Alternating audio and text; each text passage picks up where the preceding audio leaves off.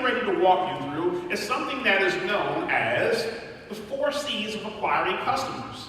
Now, where you are going to be involved is I'm going to walk you through these 4 C's, and what your job is as an audience, you're going to tell me which one of these 4 C's align with the 4 activities to your right. The way you're going to show your approval is you will all applaud when you think we found the correct answer. Now, over here to your left, what's your name? Kelly. Kelly is representing you. She is representing you as the business owner. Now, I have Kelly standing over here to the left by herself because when you are a brand new business owner, whether it is a product or a service-related business, it's kind of like being on an island all by yourself. Nobody even knows you exist until you do something, right? Which leads us to the first C in this 4C continuum. The first C's of acquiring customers are, Kelly has to connect to something. What do you think Kelly has to connect to? Do you think she has to connect to cash flow, traffic, names, or customers? If you think she has to connect to cash flow, applaud. Okay? If you think she has to connect to traffic, applaud. If you think she has to connect to names, applaud. If you think she has to connect to customers, applaud.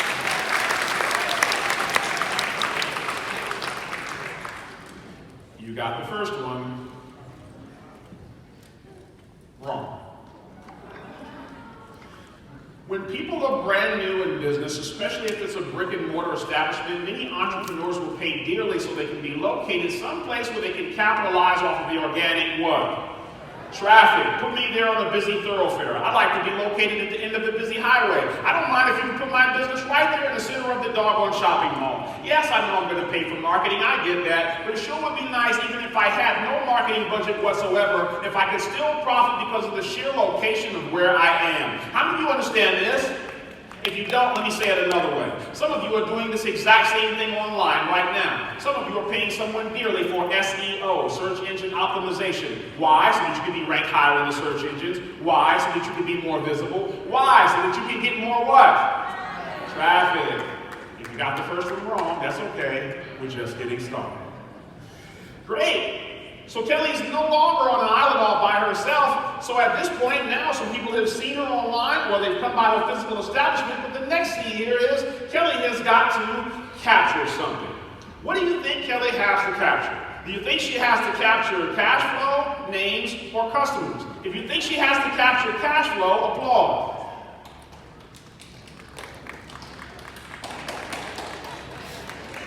If you think she has to capture names, applaud. If you think she has to capture customers, applaud.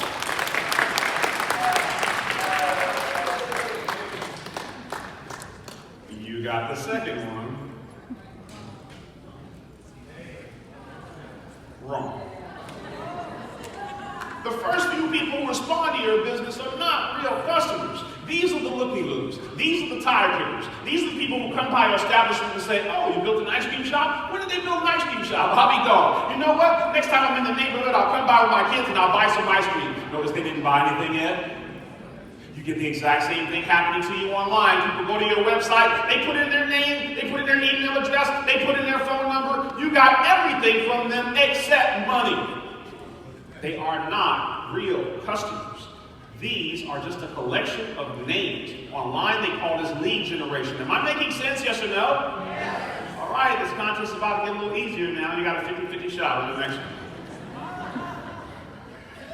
Great, so now Kelly's cooking with gas. She's no longer on an island by herself. She's got people who see her visibly at her physical location or online. Matter of fact, some of them even come by her establishment and said, you know what, I'm going to come by and have your ice cream or come by and have your cupcakes. Some of them have bookmarked the website, got the credit card on file. But the next C in this 4C continuum is, now Kelly has got to convert something.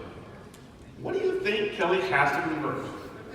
Do you think she has to convert cash flow or customers? If you think she has to convert cash flow, applaud. If you think she has to convert customers, applaud.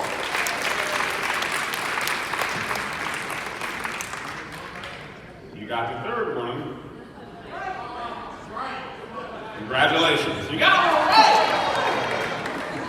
What's the purpose collecting all of these names and leads without turning them into paying customers at some point, right? That's what we do all this for. So obviously there's only one more C left, and at this point the whole purpose, once you've collected customers, is you are hoping to actually create a lifetime of cash flow from the customers you do get. Does this make sense? This is a system in your business. If I could take a photo of some of you to show you what you look like running your business right now, this is what many of you would look like. Right there. You're going to reach your financial goals one day. How many of you are starting to realize that your one day has been taking far too long? Hello? It's because this is you struggling with things by yourself. Guys, this is you working by yourself, and this is you working with Robert Herjavec's team. Flying in a fighter jet, breaking the sound barrier. This is the new way, that's the old way. That's the old way, this is the new way. Which way do you want to do it, the old way or the new way? The new way. So since we are all on board with doing things the new way, here's what I'm going to tell you. You are going to stop struggling with things by yourself, and you are going to start working with a trained, efficient team. How many of you agree that it makes more sense to work with a trained team as opposed to struggling with things by yourself? Because I see people doing it correctly. It's how they are running their businesses operationally. So we're going to shift gears here now into asset protection. Everyone write this down. Write down the phrase, own nothing, control everything. Own nothing, control everything. This is actually a quote from John D. Rockefeller. I'm going to talk to you about something called two-entity structuring. I don't know if you've ever seen this before. It's not in every hotel, but sometimes in a hotel, right behind that clerk at the front counter, if you look right behind them on the wall, you see that there is a plaque. And if you read that plaque, it says carefully, this hotel is owned by XYZ Corporation. But if you look further down that plaque, it will say, but it's managed by a different company. Why do they do that? One business, two entities management. Now, many businesses have equipment or core assets that make up their company. For the hotel, that's their entity number one. This is the entity number one that owns all the expensive stuff, like the hotel, like the AC units, all the expensive stuff you might imagine. So now the next logical question is, then what does entity number two own? All entity number two owns is the logo. It owns the business cards, the phone number. It's got a couple $1,000s in the bank. Look at this example. Look at this from your customer's vantage point. Your customer is most likely to say, it was this company here that I was doing business with at the time that somebody did me wrong. The reason why this is important for you to distinguish is because if that's you running around here with all of your eggs in that one corporation, and that same corporation is now out here interacting with the general public. Everybody wants success, but very few people are willing to pay the price. And you know why? Because it's really hard. Are entrepreneurs born or are they made? Everything I know about sales, I've done wrong, I got burnt, and I had to recover. Now I know how to do it. So I came to Canada when I was 8 with my mom and dad in one suitcase, and it really is up to you to make the most of it. When he's not on Shark Tank, the multimillionaire runs a successful IT security company. Innovators create value that people didn't know existed. The technology world reinvents itself every 3 years. I love that. I love that. The world is such an amazing place that you have the ability to create something from nothing. Work hard, have fun, and dream big. Ladies and gentlemen, up on your feet, please, loud and proud for my man, our man, Mr. Robert Herjavec!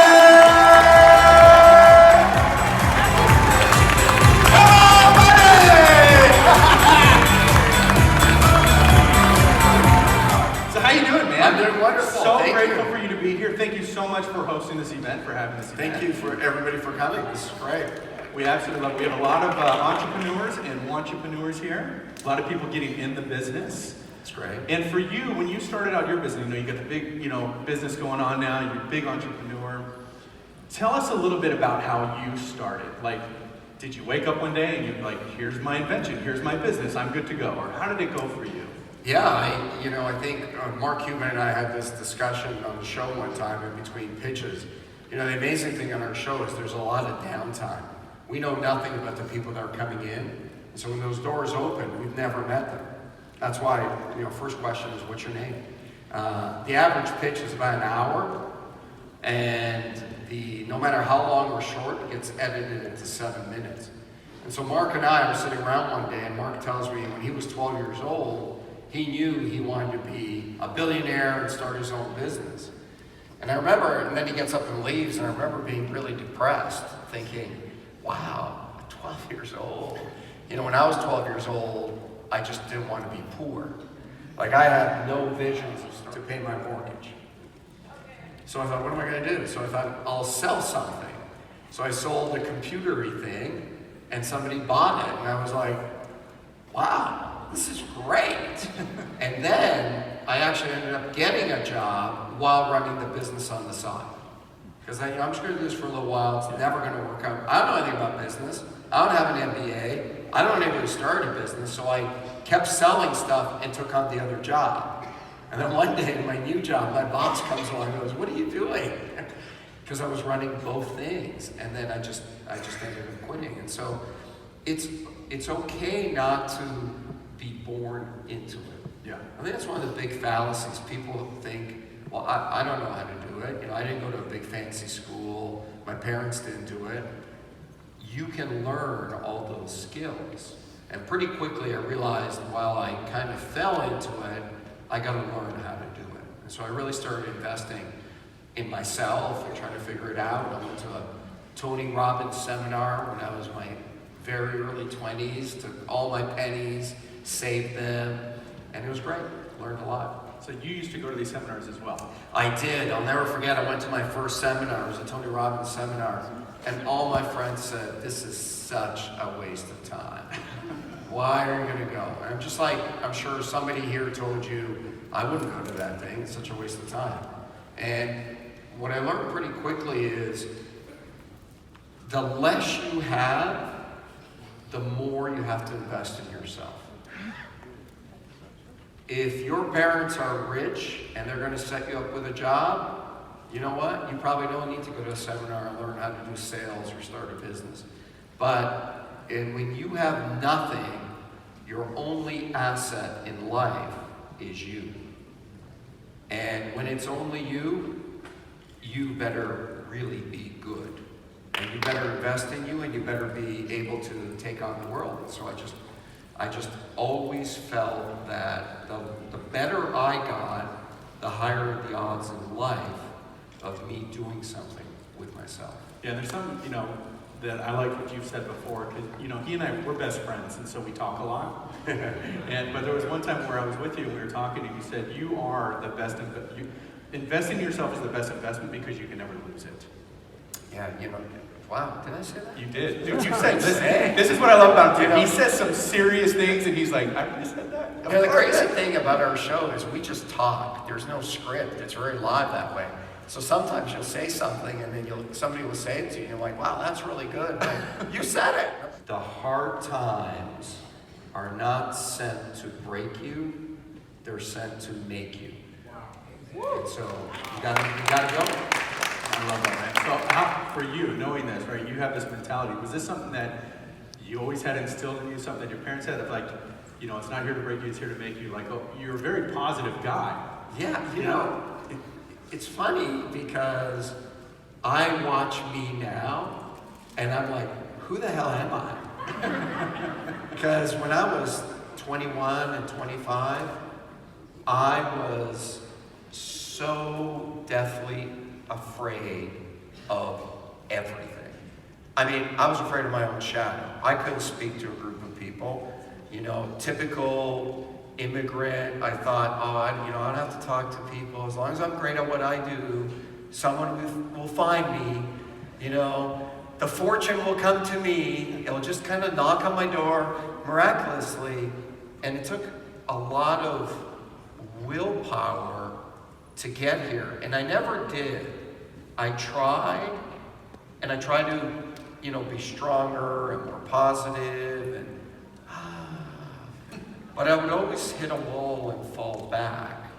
And it was only when my life got so shitty and so painful that I just couldn't take it anymore.